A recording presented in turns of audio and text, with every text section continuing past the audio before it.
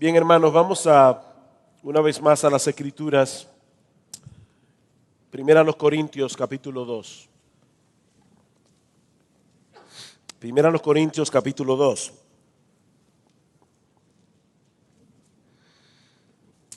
Versículos 1 al 5. Dice Pablo: así que, hermanos, cuando fui a vosotros para anunciaros el testimonio de Dios, yo no fui con excelencia de palabras o de sabiduría, pues me propuse no saber entre vosotros cosa alguna, sino a Jesucristo y a este crucificado. Y estuve entre vosotros con debilidad y mucho temor y temblor, y ni mi palabra ni mi predicación fue con palabras persuasivas de humana sabiduría, otra vez vean el contraste, sino con demostración del Espíritu y de poder, para que vuestra fe no esté fundada en la sabiduría de los hombres, sino en el poder de Dios. Como vimos en el mensaje anterior, cuando Pablo llegó a la ciudad de Corinto, Pablo tuvo que enfrentar el mismo problema que todos nosotros tratamos o tenemos que enfrentar al tratar de alcanzar al mundo perdido con el Evangelio. Todos queremos tender un puente, ¿verdad?, que nos permita llegar donde ellos están para ministrarles eficazmente la palabra de Dios. Pero Pablo sabía que los predicadores podemos caer fácilmente en una especie de trampa cultural que termine destruyendo la esencia misma del mensaje que estamos tratando de transmitir. Ya vimos que en el caso particular de la sociedad corintia, los griegos eran muy aficionados a la filosofía y a la retórica, es decir, el arte de la buena argumentación, el arte de la elocuencia. Y las personas solían alinearse en torno a los maestros de su preferencia. Un problema que también había alcanzado a la iglesia que Pablo había fundado en Corinto. Algunos de los miembros en Corinto habían desarrollado una especie de lealtad, una especie de admiración por ciertos predicadores y estaban provocando una terrible división interna en la iglesia. Capítulo 1, versículo 10.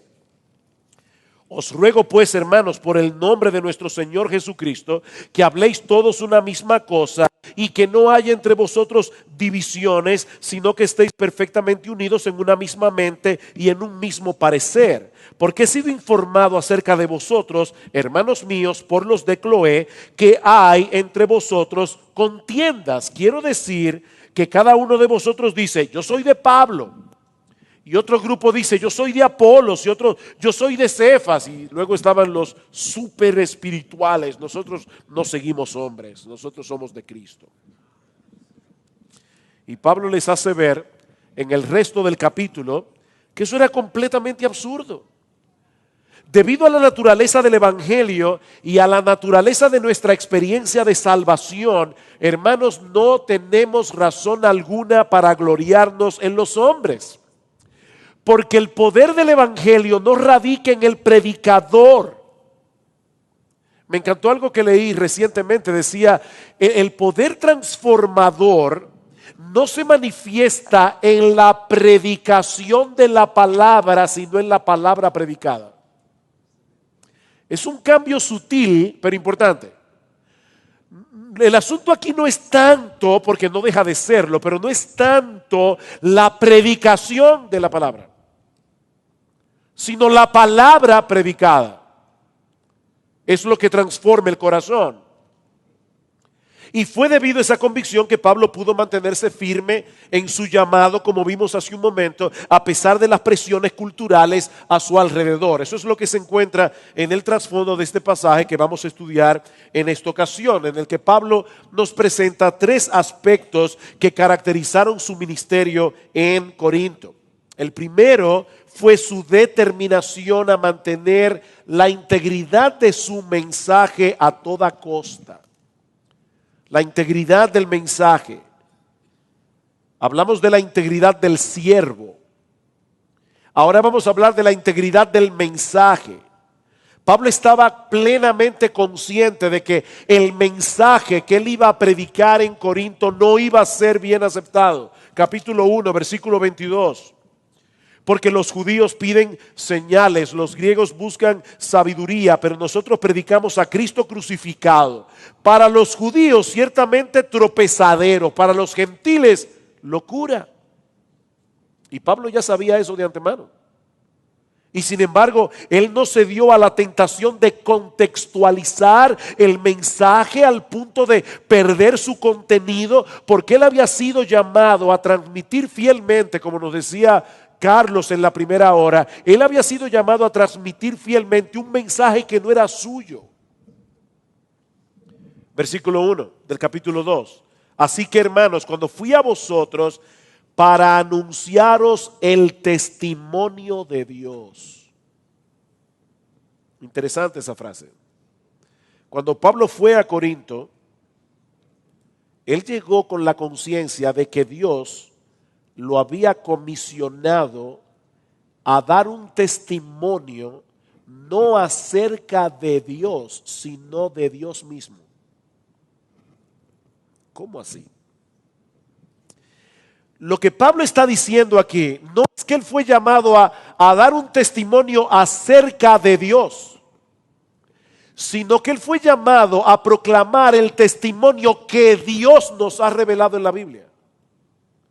Lo vemos por el contexto y yo no tengo el tiempo ahora para probar todo esto, pero no es un testimonio acerca de Dios, es el testimonio de Dios mismo. Cuando Pablo fue a Corinto, llegó con la convicción de que el Cristo resucitado que lo llamó a salvación en su camino a Damasco, le había encomendado la tarea de ser portavoz de un mensaje que era de origen celestial. Escuchen cómo Pablo vuelve sobre este mismo asunto en su segunda carta a los Corintios. Ya nosotros vimos en la vez pasada cómo Pablo dice que él hablaba de parte de Dios y delante de Dios, pero más adelante en el capítulo 5, versículo 20 de 2 Corintios, Pablo dice: somos embajadores en nombre de Cristo, como si Dios rogase por medio de nosotros. Os rogamos en nombre de Cristo, reconciliaos con Dios. Pastores, he ahí nuestra identidad como ministros del Evangelio. Nosotros somos embajadores de Dios. Nuestro rey ha puesto un mensaje en nuestra boca que nosotros debemos proclamar tal como nos fue confiado, independientemente de la reacción que ese mensaje provoque en el auditorio. Primera a los Corintios, capítulo 4, versículo 1. Así pues, téngannos los hombres por servidores de Cristo y administradores de los misterios de Dios. Somos administradores de los misterios de Dios. Ahora bien, se requiere de los administradores que cada uno sea hallado popular. No. Que cada uno sea hallado fiel. Por eso Pablo le dice a Timoteo en 2 Timoteo capítulo 2, Timoteo, procura con diligencia presentarte a Dios aprobado como obrero que no tiene de qué avergonzarse, que maneja bien la palabra de verdad, que maneja con precisión la palabra de verdad.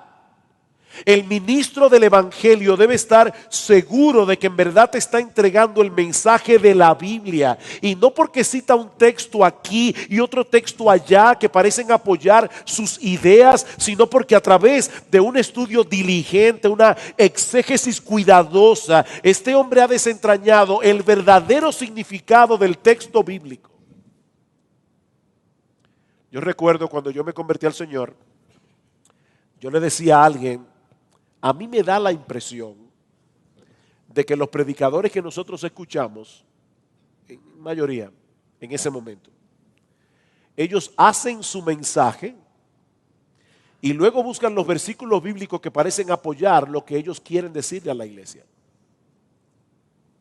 Y recuerdo muy bien lo que sucedió cuando nos expusimos bien temprano en la vida histórica de nuestra iglesia al ministerio de John MacArthur, y comenzamos a escuchar predicación expositiva y decíamos: este hombre está predicando la Biblia, está predicando lo que dice el texto. Es por eso que alguien ha definido la predicación como la proclamación, explicación y aplicación de la palabra de Dios. Eso es predicación. Es la proclamación, explicación y aplicación de la palabra de Dios. Pero mis hermanos, lamentablemente muchos usan la Biblia como una especie de trampolín. Ellos citan el texto y de inmediato saltan a dar sus propias opiniones personales o las últimas teorías psicológicas que ayudan a sus oyentes con aquellas necesidades que ellos creen que son sus necesidades más importantes. Un predicador dijo una vez: el problema de los predicadores modernos es que no estamos respondiendo las preguntas que las personas están haciendo. Bueno, yo les propongo, mis amados hermanos, yo estoy convencido de que uno de los grandes problemas de los predicadores modernos es que han llegado a creer que ese es uno de los grandes problemas de los predicadores modernos. Miren, cuando los predicadores comenzamos a pensar que el propósito de la predicación es tratar de responder a las inquietudes particulares e individuales de nuestros oyentes, tarde o temprano terminaremos tergiversando la naturaleza misma de la predicación. Y lo triste es que muchos acuden a las iglesias con esas expectativas que los predicadores sean relevantes. Por supuesto, definiendo relevancia en términos de dime algo que sea útil para mi matrimonio, para criar a bien mis hijos y para tener una finanza estable. De lo contrario, no me interesa lo que tienes que decir. Ahora, ¿nos llamó Dios a responder las preguntas que los hombres están haciendo o a anunciar su testimonio revelado en la Biblia? ¿A qué nos llamó Dios? Yo le decía a alguien recientemente, y quizás está aquí, no lo he visto, pero estaba hablando algo muy real este hermano, este pastor. Él decía, hay un problema serio con los matrimonios, en las iglesias incluso. Y nosotros tenemos que buscar la manera de ayudar a los matrimonios. Y yo le decía, hermano, usted tiene toda la razón. Pero quiero hacer solamente una nótica de balance aquí. No es lo mismo atacar ese problema de una manera directa que atacarlo de una forma indirecta. Y uno puede estar tan preocupado por los matrimonios de la iglesia y hablar solamente de matrimonio y de la crianza de los hijos y de la reunión de la esposa y del esposo y todo lo demás, y sin darse cuenta relegar a Jesús a un segundo plano. Cuando lo que nuestros matrimonios necesitan es entender el evangelio y aplicarlo. Así que yo ayudo a la iglesia y a los matrimonios cuando les enseño el evangelio, y entonces les hago ver que el matrimonio está supuesto a ser una representación visible del evangelio. El matrimonio está supuesto a ser una parábola viviente del evangelio. Así que lo primero que los matrimonios de nuestras iglesias necesitan es entender el evangelio. Dice el Señor Jesús en Juan 3:34, el que Dios envió, las palabras de Dios habla.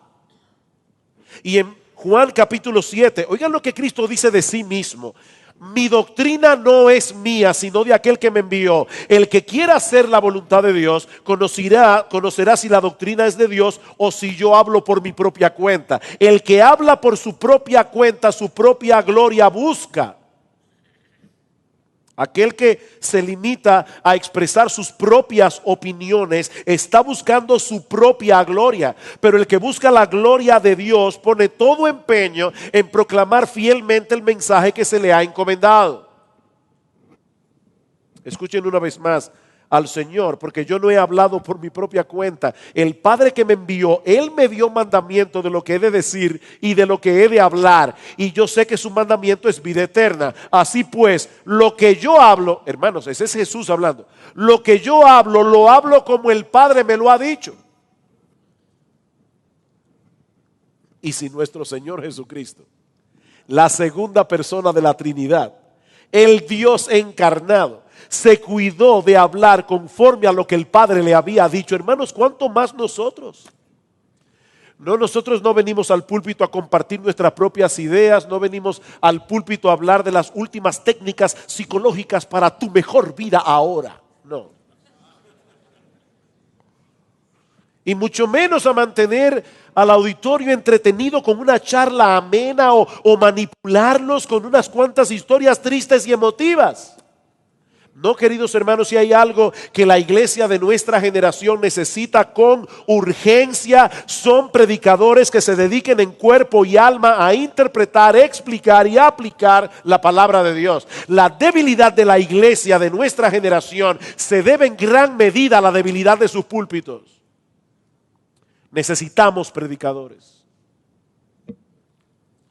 Un siervo de Dios lo dice de esta manera: no es un secreto que la iglesia de Cristo carece por completo de buena salud en muchos lugares del mundo. Han venido languideciendo debido a que ha sido alimentada, como se diría en términos contemporáneos, con comida chatarra. Le han servido toda clase de sustitutos no naturales y preservativos artificiales que no alimentan de verdad. Como resultado, la desnutrición teológica y bíblica ha afligido a esta misma generación que ha dado pasos agigantados para asegurar que su salud física no sea perjudicada por el consumo de alimentos o productos carcinógenos. Uno va al supermercado y te dicen tanta caloría y tanta no sé qué y tanta vitamina y no sé cuánto y minerales y todo lo que tiene el que se da cuenta. Deberían ponerle esa etiqueta a los predicadores. Este no tiene vitamina, no tiene hierro. No. Pero los predicadores no vienen con esa etiqueta. De forma simultánea, dice este autor, una hambruna espiritual a escala global que ha venido como resultado de la ausencia de una publicación genuina de la palabra de Dios, continúa su avance indiscriminado y casi indomable en gran parte de los dominios de la iglesia. Qué triste, hermanos. Cuidamos nuestro cuerpo, pero no cuidamos nuestra alma. Ahora, Pablo fue todavía más explícito en el texto al definir el contenido de su mensaje. Él no se limitó a decir: yo vine a vosotros para anunciaros el testimonio de Dios, sino que se preocupa en señalar cuál es el contenido de ese testimonio de Dios. Versículo 2: pues me propuse no saber entre vosotros cosa alguna, sino a Jesucristo y a este crucificado. He ahí el testimonio de Dios. Jesucristo y este crucificado. ¿Significa eso que durante los 18 meses que el apóstol Pablo estuvo en Corinto, él se limitó únicamente a predicar la carretera romana, a predicar sermones evangelísticos? No. Yo creo que lo que él está diciendo aquí es que toda su predicación giraba en torno a la obra redentora de Cristo en la cruz. Nada habría de comprometer el lugar central del Cristo crucificado. Nada. Estamos hablando acerca de la unidad en la iglesia. ¿Qué debemos decir a los hermanos? No contristéis al Espíritu Santo de Dios. Quítense de vosotros toda amargura, enojo, ira, gritería, maledicencia. Antes sed benignos unos con otros, misericordiosos, perdonándoos unos a otros, como Dios también os perdonó a vosotros en Cristo. El Evangelio. Vamos a hablar acerca del matrimonio. Maridos, amad a vuestras mujeres, así como Cristo amó a la iglesia y se entregó a sí mismo por ella para santificarla, habiéndola purificado por el lavamiento del agua por la palabra, el Evangelio. Vamos a hablar acerca de las ofrendas. ¿Saben lo que la mayoría de los predicadores hacen para que la gente suelte la lana? Crearles un complejo de culpa. ¿Cómo lo hacía Pablo? Ya conocéis la gracia de nuestro Señor Jesucristo, que siendo rico se hizo pobre, para que vosotros en su pobreza fueseis enriquecidos. El Evangelio. No había tema del que Pablo estuviera hablando que el Evangelio no estuviera de frente. Él predicaba a Cristo y este crucificado. Martín Lutero decía: yo predico como si Cristo hubiera sido crucificado ayer, como si hubiera resucitado hoy y fuese a regresar mañana. En ese sentido, es de suprema importancia esta nota de cautela de Graham Goldsworthy que mencionábamos hace un momento, acerca de los elogios que escuchamos en la puerta de la iglesia al final del mensaje. No sé si es la costumbre aquí, pero en nuestra iglesia cuando los predicadores terminan van a la puerta y saludan a los hermanos. Decía él: muchas veces el sermón es considerado eficaz porque el predicador nos estimuló e incluso nos entretuvo. O quizás nos parece acertado porque confirma nuestras ideas preconcebidas o nuestros prejuicios. Hay personas que dicen, me encantó el mensaje, el pastor dijo exactamente lo que yo pensaba. Pero el predicador debe tener cuidado, pues las muchas felicitaciones y conversaciones sobre qué buen sermón y cómo el Señor nos bendijo esta mañana pueden ser muy seductoras. Dice Graham Goldsworthy, ese tipo de comentarios depende en gran medida de lo que se le haya enseñado a esperar a nuestros oyentes. Ellos van a reaccionar a la predicación según lo que se les ha entrenado. Y hay iglesias que están mal entrenadas. Y le dicen al pastor, buen sermón, pastor. ¿Cómo yo evalúo un buen sermón? Sigue diciendo Goldsworthy, puesto que es el evangelio el que por medio de la revelación nos muestra la verdadera causa de nuestro problema humano y asimismo la respuesta de Dios a ese problema, el que un sermón sea apropiado debe ser evaluado por medio del mismo evangelio. Así que las primeras preguntas que debemos hacernos después de escuchar un sermón no debe ser ¿qué fue lo eficaz? ¿En qué me ayudó? ¿Nos bendijo? No, dice él. La pregunta clave es, ¿de qué forma el estudio o sermón dio testimonio de Cristo y de su evangelio como poder de Dios para salvación? Jesús es el centro. Jesús es la clave. Porque Él es el tema de la Biblia. Spurgeon da el testimonio de un predicador joven que va al púlpito y cuando termina se acerca a un predicador de más edad y le dice, pastor, ¿qué le pareció mi sermón? Y este predicador de más edad le dijo, no me gustó para nada. Yo no vi a Cristo ahí. Dice Pablo, yo predico a Cristo y este crucificado, ese es mi tema. Yo predico a Cristo, yo quiero llevarte a Cristo. Ahora, Pablo no se preocupó únicamente por mantener la integridad del mensaje, sino también, y esto es importante, de que el contenido de su predicación determinara el estilo de su ministerio. Y eso nos lleva a nuestro segundo punto. Ya vimos la integridad del mensaje, veamos ahora la integridad en la metodología. En la metodología. Hermanos, piensen en esto por un momento. ¿Cuál es el mensaje del evangelio? Bueno, que el hombre está tan dañado por causa de su pecado que Dios tuvo que venir al mundo a rescatarlo. Espiritualmente hablando, el hombre es tan impotente como un cadáver, como decíamos ayer, en lo que respecta a la salvación de su alma.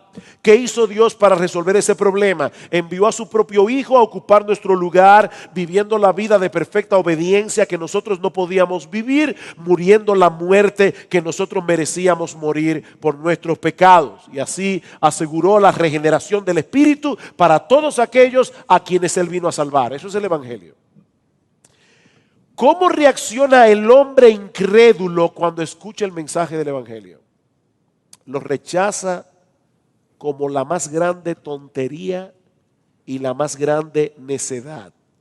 El hombre natural no recibe las cosas que son del Espíritu de Dios porque para él son locura y no las puede entender porque se han de discernir espiritualmente. Sin embargo, a pesar de la reacción del hombre natural a la predicación del evangelio, ese es el instrumento que Dios ha decidido usar para salvar a los escogidos. La locura de la predicación, dice Pablo en el capítulo 1, versículo 21 de 1 Corintios. Hermanos, no importa qué tan elocuente pueda ser un predicador, no importa cuán atractiva pueda ser su personalidad, si no predica el evangelio, ningún pecador será salvo. Y puede ser que la iglesia se llene, pero ningún pecador será salvo. Porque solo el evangelio es poder de Dios para salvación. Solo el evangelio es poder de Dios para salvación. Como decía hace un momento, el poder no está primariamente en la predicación de la palabra, es en la palabra predicada.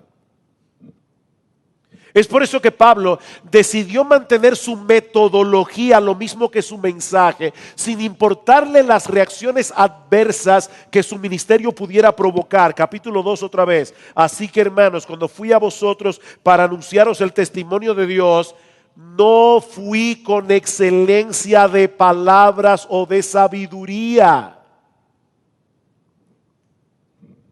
pues me propuse no saber entre vosotros cosa alguna, sino a Jesucristo y a este crucificado. Y estuve entre vosotros con debilidad, con mucho temor y temblor, y ni mi palabra ni mi predicación fue con palabras persuasivas de humana sabiduría, sino con demostración del Espíritu y de poder. ¿Era Pablo un predicador incompetente? No, no.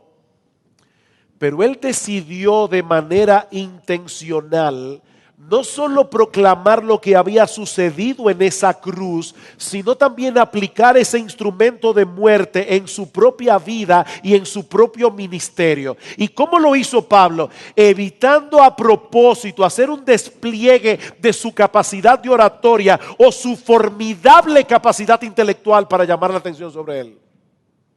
Eso es lo que Pablo está diciendo aquí. En otras palabras, Pablo no trató de ganarse el respeto de los corintios haciendo uso de ese estilo retórico que tanto fascinaba a los griegos, porque él sabía, hermanos, él sabía que eso tiende a enfocar la atención de la gente en el predicador, no en el evangelio. Creo que era Spurgeon que decía: nosotros como predicadores no podemos dedicarnos a demostrar que somos inteligentes y que Jesús es precioso al mismo tiempo.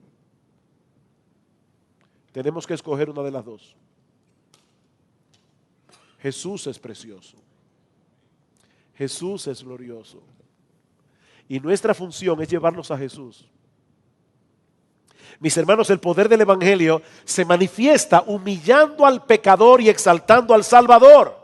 Por eso es tan incongruente que un predicador del evangelio se dedique a hacer un despliegue de elocuencia o de profundidad intelectual para llamar la atención sobre sí mismo, porque el efecto que ese tipo de predicación produce es totalmente contrario a lo que el evangelio está supuesto a producir.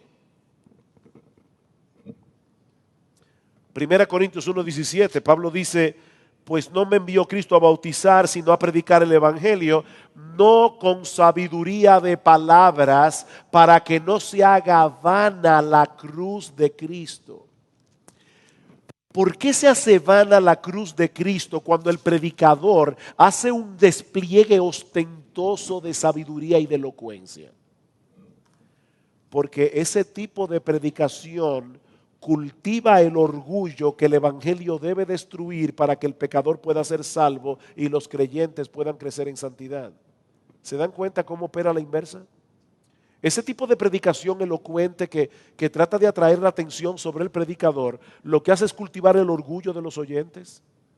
Un orgullo que el evangelio debe destruir para que el oyente sea salvo y para que pueda crecer en santidad. Versículo 18, porque la palabra de la cruz es locura a los que se pierden, pero a los que se salvan, esto es, a nosotros es poder de Dios. El poder de Dios para salvación se manifiesta cuando la cruz nos humilla. Pero precisamente por eso el mensaje de la cruz no solo debe ser transmitido con integridad en su contenido, sino también en su forma. Porque hay una forma de predicar el evangelio de la cruz que esconde la cruz y alimenta la soberbia humana.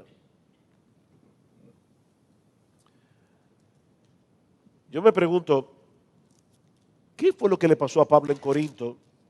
Que dice: yo estuve entre vosotros con debilidad y mucho temor y temblor. Algunos dicen, bueno, Pablo temía por su vida, y es posible porque un ángel tuvo que aparecerse y decirle: Pablo, no temas, habla, nadie podrá ponerte la mano porque yo tengo mucho pueblo en esta ciudad. Así que es probable que Pablo tuviera miedo de su vida en ese momento, o puede ser que Pablo se sintiera inadecuado para un ministerio tan importante como predicar el evangelio para la salvación de las almas. Yo no sé cuántos predicadores hay aquí, cuántos pastores hay aquí, pero hermanos, qué responsabilidad la que nosotros tenemos. El punto es, que Pablo no llegó a Corinto con una actitud triunfalista.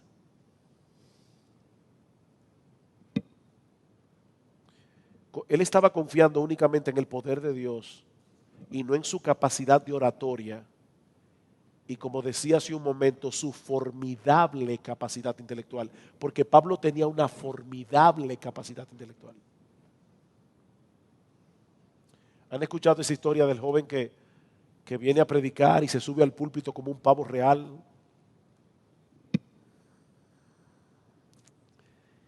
Y le fue tan mal predicando que se bajó bien acongojado.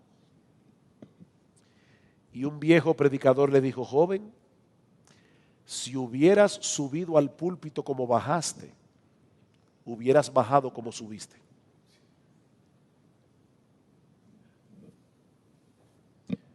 ¿Qué dice Pablo?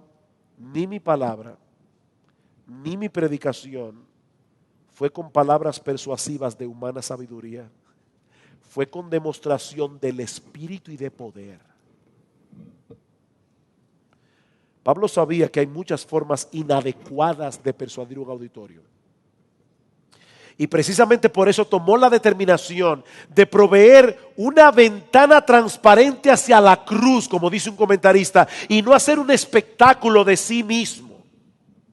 Ahora, yo debo aclarar en este punto que a lo largo de la historia de la iglesia y aún en el día de hoy se han levantado predicadores poderosos con una capacidad inusual para persuadir a las personas con el mensaje del evangelio. Damos gracias a Dios por los MacArthur, damos gracias a Dios por los John Piper, damos gracias a Dios por todos esos predicadores a quienes Dios les ha dado una tremenda plataforma, pero la motivación de esos predicadores no es ser populares. Ellos han predicado la palabra, ellos han predicado el evangelio y a Dios le ha placido bendecir en una manera inusual su predicación. Pero ¿saben qué? Dios no ha llamado a todo el mundo a tener el ministerio de John Piper ni de John MacArthur. Yo les digo a los hermanos de nuestra iglesia: miren, hermanos, República Dominicana es una isla muy bendecida. Muchos grandes predicadores vienen a predicarnos la palabra y nos beneficiamos de eso. No me malentiendan. Pero yo les digo a los hermanos de nuestra iglesia: miren, hermanos, los cristianos no viven de conferencias. Los Pipers, los MacArthur, los Paul Tripp y etcétera, etcétera, son unos cuantos. Pero el mundo está lleno de pastores ordinarios que nadie conoce, cuyos mensajes no se escuchan en internet. Y es con esos pastores ordinarios que Dios está haciendo su obra en el mundo. Entonces hay hermanos en las iglesias que se alimentan del internet, pero entonces no escuchan al pastor que tienen en su iglesia. Y resulta que es a este hombre que Dios tiene en su iglesia, a este hombre desconocido, a quien Dios está usando en esa iglesia.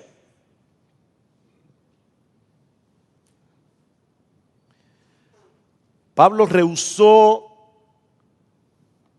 en Corinto tratar de ganar la aprobación de la gente dándoles lo que ellos querían, en vez de darles lo que realmente necesitaban, porque él sabía que es a través de ese mensaje de la cruz que los griegos y judíos despreciaban, que Dios manifiesta su poder para salvar a los pecadores y para edificar a su iglesia.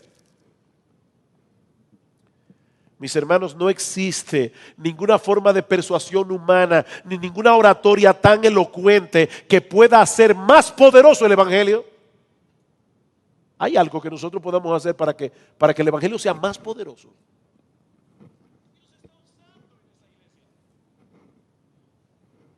¿Qué pasó ahí? Estoy oyendo voces.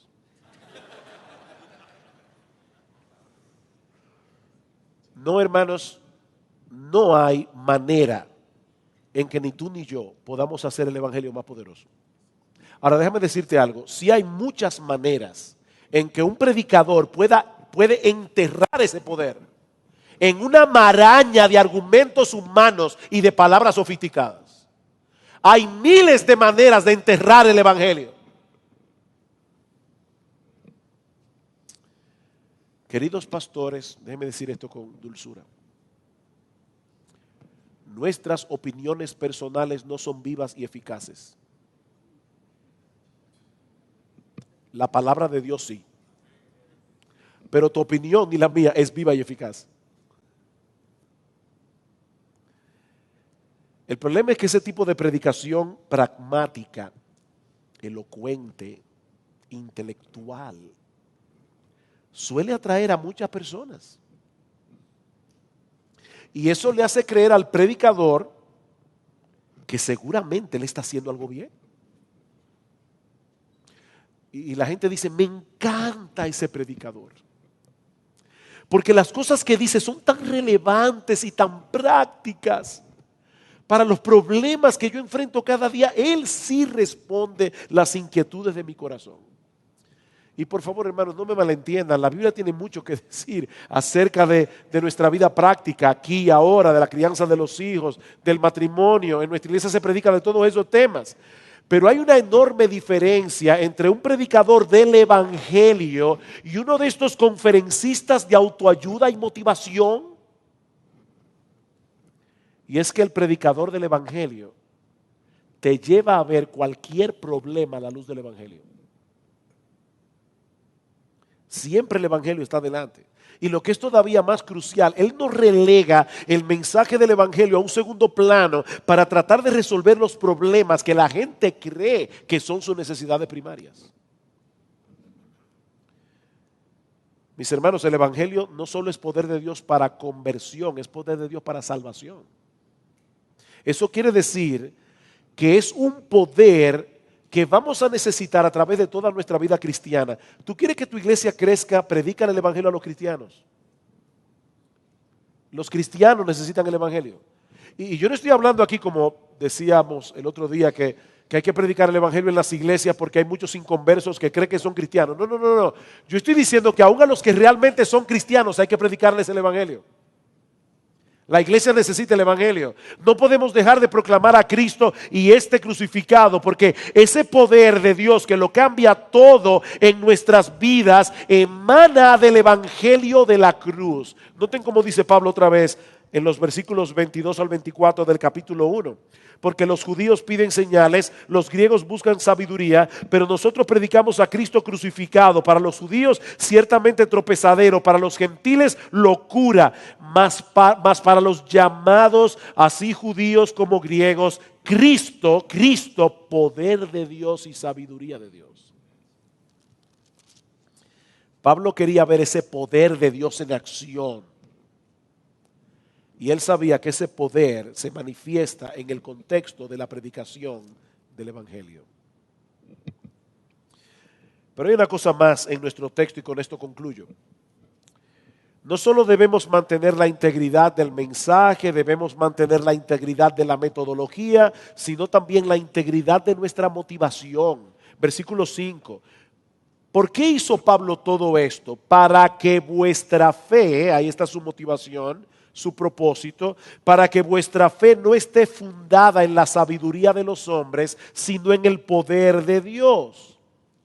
¿Por qué Pablo rechazó tajantemente el pragmatismo, la elocuencia en la predicación? Aquí está la respuesta. Porque su meta era edificar la fe de los creyentes en el poder de Dios y no en la sabiduría de los hombres. Pablo no quería que estos creyentes dependieran de sus buenos consejos para vivir una vida plena y dichosa. Él quería que ellos descansaran plenamente en el poder de Dios. Y el poder de Dios se manifiesta en Cristo. Y no olviden que esa clase de fe en el poder de Dios que se manifiesta en Cristo viene del oír, y el oír por la palabra de Dios. Yo recuerdo cuando yo me convertí al Señor y comencé a leer mi Biblia y llegué a Romanos 1:17. Y por mucho tiempo yo decía, yo no entiendo este texto. Porque el texto dice, la fe viene por el oír. Si el texto siguiera diciendo, la fe viene por el oír la palabra de Dios, yo lo entendería. Pero eso no es lo que dice el texto. Dice, la fe viene por el oír y el oír viene por la palabra de Dios. ¿Cómo que el oír viene por la palabra de Dios? Después entendí que Pablo dice en Romanos capítulo 10, versículo 14, dice, ¿cómo creerán en aquel, el texto griego dice, en aquel a quien no han oído? ¿Recuerdan lo que dice Juan 10? Mis ovejas oyen mi voz y yo las conozco y me siguen. Lo que el pecador necesita para tener fe es oír la voz de Cristo, y la voz de Cristo se oye cuando se predica la palabra. O sea, lo que Pablo está diciendo es, la fe nace por el oír, y el oír la voz de Jesús viene por medio de la predicación de la palabra. Cuando el expositor viene al púlpito y predica fielmente la palabra de Dios y desentraña el mensaje del texto, hermanos, algo raro ocurre, algo misterioso ocurre. El Espíritu Santo está tomando la voz de Cristo predicada a través de la palabra y aplicándola en el corazón de cada uno. Wow. ¿Cómo creerán en aquel a quien no han oído? ¿Tú quieres que la gente oiga a Cristo y no a ti? Predica la palabra. Predica la palabra. Yo no quiero sonar simplista con lo que voy a decir ahora, pero lo que nuestros oyentes necesitan más que ninguna otra cosa, sean creyentes o no, sea cual sea el problema que estén confrontando, es que los guiemos a Cristo y a este crucificado. Ansiedad, temor, depresión, llévalos a Cristo.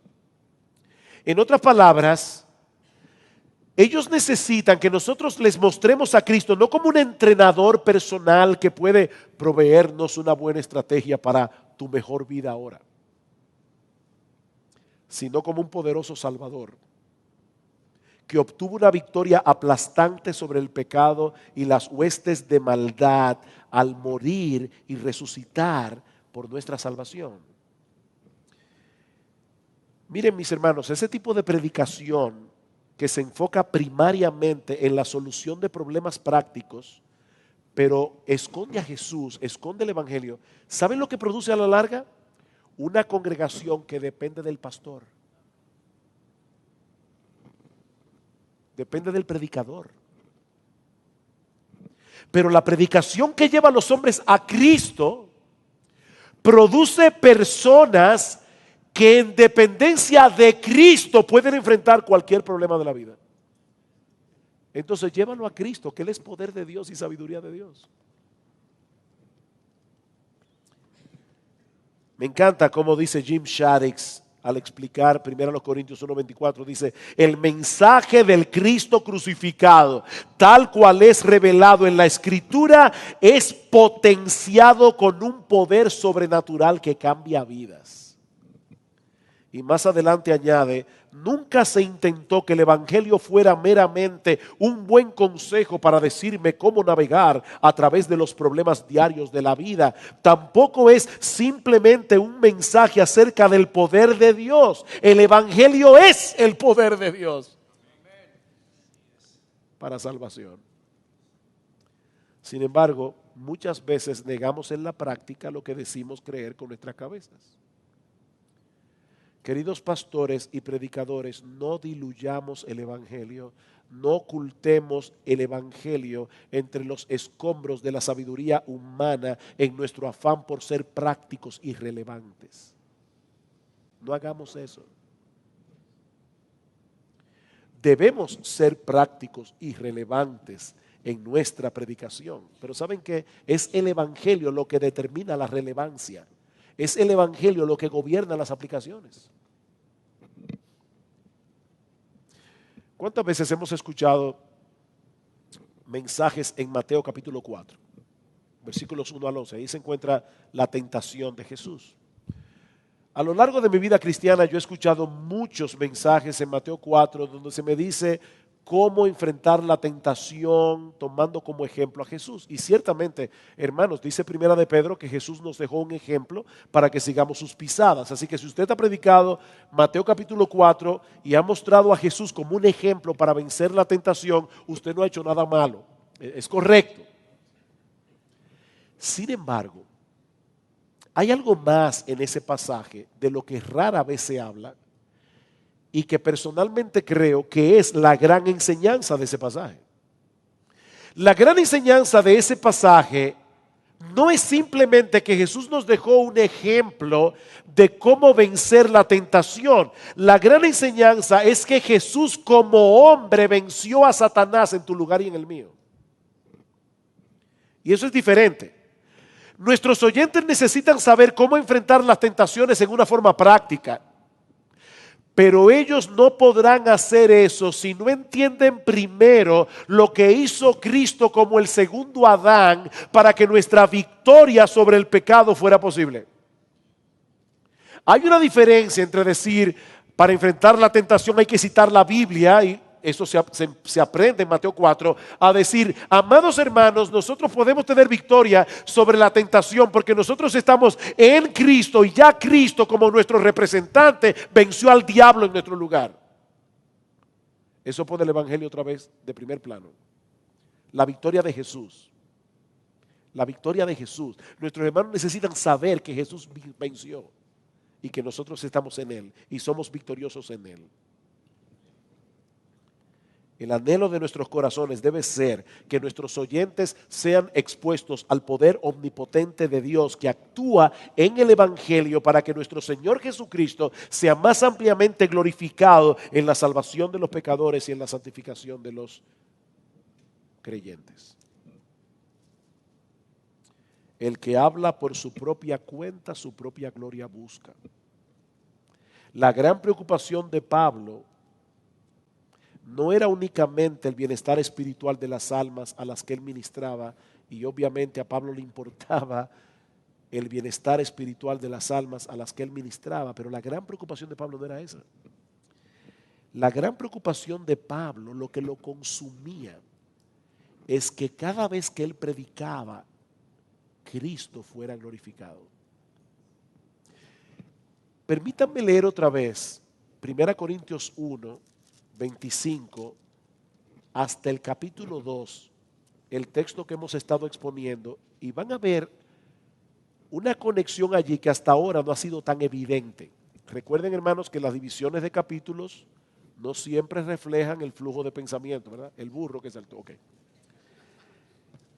Pablo dice a los Corintios, versículo 26, pues mirad, hermanos, vuestra vocación, que no sois muchos sabios, ni muchos poderosos, ni muchos nobles, sino que lo necio del mundo escogió Dios para avergonzar a los sabios, y lo débil del mundo escogió Dios para avergonzar a lo fuerte. Pastores, Dios estaba buscando a los más necios para poder mostrar su poder y te encontró a ti. Eso es lo que Pablo está diciendo aquí. Dice no escogió a lo fuerte, sino a lo débil, y a lo débil escogió para avergonzar a lo fuerte, y lo vil del mundo y lo menospreciado del mundo y lo que no es, para deshacer lo que es. ¿Saben para qué? A fin de que nadie se jacte en su presencia, mas por él estáis vosotros en Cristo Jesús, el cual nos ha sido hecho por Dios sabiduría, justificación, santificación y redención, para que, como está escrito, el que se gloría, gloríese en el Señor. Así que, hermanos, ¿ven la conexión? O sea, Pablo está preocupado para que en la iglesia solo Cristo reciba la gloria. Y dice, así que, porque esa era mi preocupación, yo no fui a vosotros con excelencia de palabras, de sabiduría, pues me propuse no saber entre vosotros cosa alguna, sino a Jesucristo y a este crucificado. Versículo 5, para que vuestra fe no esté fundada en la sabiduría de los hombres, sino en el poder de Dios. Para que el que se gloría, no se gloríe en el predicador, para que el que se gloría en el Señor. Solo Cristo es precioso. Y nosotros somos un grupo de necios, débiles, a quienes escogió el Señor para mostrar la gloria de su Hijo. Pastores, hagan todo lo que esté a su alcance para mostrar a la iglesia que Jesús es precioso. En una iglesia había un pastor, como dicen ustedes en México, bien chaparrito. Y atrás del púlpito había una cruz. Y un día invitaron a un pastor americano que medía como 6'5". Y había un niño que se sentaba siempre con su mamá en la primera fila y como el pastor de la iglesia era tan chaparrito, él siempre veía la cruz detrás del pastor. Pero cuando vino este pastor norteamericano, tan alto, él le dijo: mamá, no me gusta ese predicador, no me deja ver la cruz.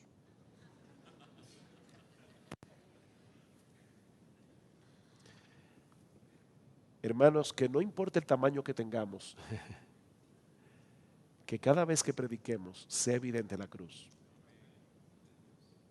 Que el Señor nos ayude, hermanos, a mantener la integridad de nuestra predicación por el bien de las almas a las que ministramos, pero sobre todas las cosas, para la gloria de nuestro bendito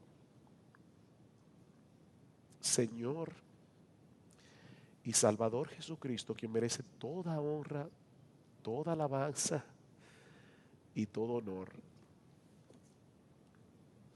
Qué gran Salvador tenemos.